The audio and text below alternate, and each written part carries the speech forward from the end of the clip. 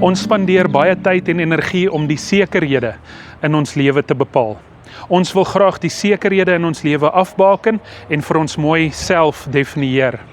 In die gesig van vrees of in die aangesig van vrees smag ons na sekerhede, want sekerhede gee vir ons 'n mate van sekuriteit en veiligheid.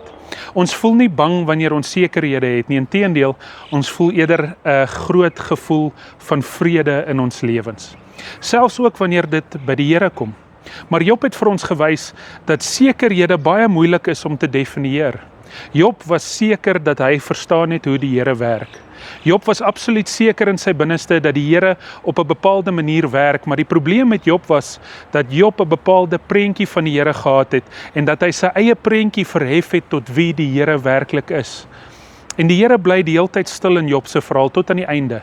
En dan wys die Here sy grootheid vir Job en hy probeer eintlik vir Job hierdeur sê: Job, jy het nie 'n maatband wat groot genoeg is om my te meet en my te verstaan en my werking in jou lewe te verstaan nie. Jy sal nooit my totale volheid kan begryp nie, want ek is hopeloos te groot vir jou klein brein om my in my totale volheid te kan begryp. En ons sien ietsie soortgelyk ook in die skrifgedeelte wat ek vandag met jou wil deel, en dit is uit 1 Samuel 16 uit. Samuel die profeet kry die opdrag van die Here af dat hy 'n nuwe koning vir Israel moet salf. En om dit te doen moet hy na Isaï se huis toe gaan in Bethlehem en hy moet tussen Isaï se seuns 'n koning vir Israel salf. En elke keer wanneer Samuel met absolute sekerheid sê, maar hierdie seun is die een, hierdie een is die volgende koning van Israel, dan sê die Here vir hom, dis nie hy nie. Jy kan maar aanhou.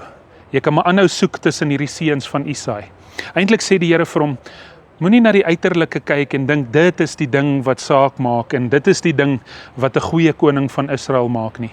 Jy moet eintlik deur al die harde korse van die buitekant kyk in die hart in en dan sal jy weet of hierdie persoon werklik 'n koning van Israel kan wees. En is uiteindelik daardie ou skaapwagterseun, die seun wat nie eers teenwoordig was tussen Isaï se ander seuns nie, die een wat nie goed genoeg was om tussen hulle te wees nie, hulle het hom maar in die veld gelos, want dis al waarvoor hy goed is om die skape op te pas. Ou Dawid, dis uiteindelik hy wat die Here vir Samuel sê, hierdie is die volgende koning van Israel en hom moet jy salf. Ons smag na sekerhede in ons lewens. Ons wil sekerhede hê, want dit gee vir ons 'n gevoel van sekuriteit en veiligheid. Maar wanneer dit by die Here kom, wie van ons kan die Here in sy absolute volheid begryp? Wie van ons kan die Here in sy totaliteit verstaan met ons klein en nietige koppe? Ek en jy het nie 'n maatband wat groot genoeg is om die Here te kan meet en te kan sê, ons het nou die beginpunt en die eindpunt van die Here met ons hande gemeet nie. Die Here is baie groter as dit, maar ten spyte van ons onsekerhede oor die Here, kan ons steeds baie oor die Here sê, want die Here openbaar hom aan ons. Hy wys vir homself aan ons in sy woord, en ander mense wat aan ons liefde bewys, en aan ander mense barmhartigheid en liefde bewys. En mag ek en jy die Here raak sien in die midde van ons onsekerhede. Mag ek en jy seker wees oor wie die Here is, al kan ons hom nie in sy volheid begryp nie, te midde van die onsekerhede van my en jou lewe.